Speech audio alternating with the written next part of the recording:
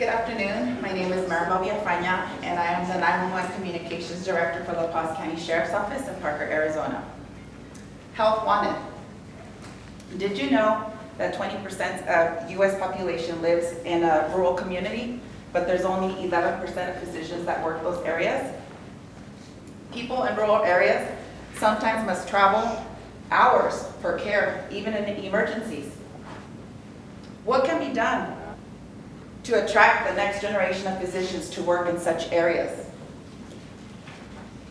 I believe it starts with medical schools and teaching hospitals.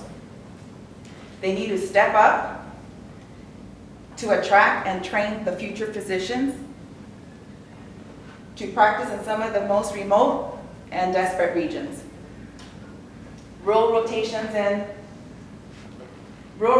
should be part of every medical school curriculum. A required rural rotation would introduce all medical students to a career path that they never thought or even considered.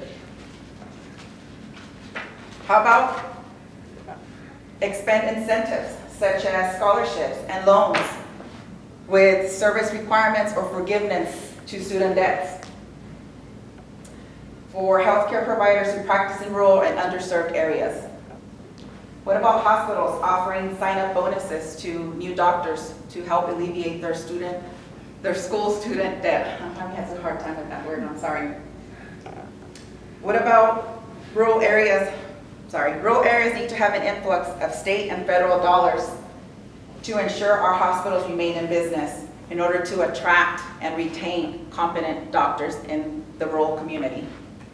I have a personal story that I want to share with you regarding that. 28 years ago, I was pregnant, first baby. 5 months along, I started bleeding.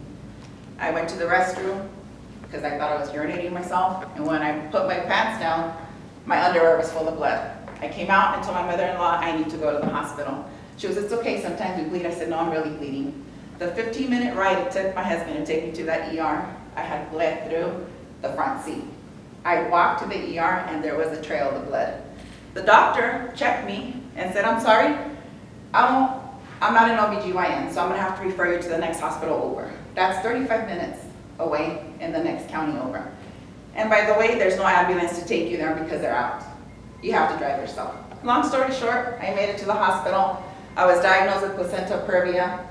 My baby survived, but 28 years later, what's changed? Nothing. There's still no OBGYN in my area, and I hope that something changes. The lack of physicians in rural communities is worrisome to me, and I would hate to walk into a hospital and see a sign, "Health wanted." That's scary. Thank you.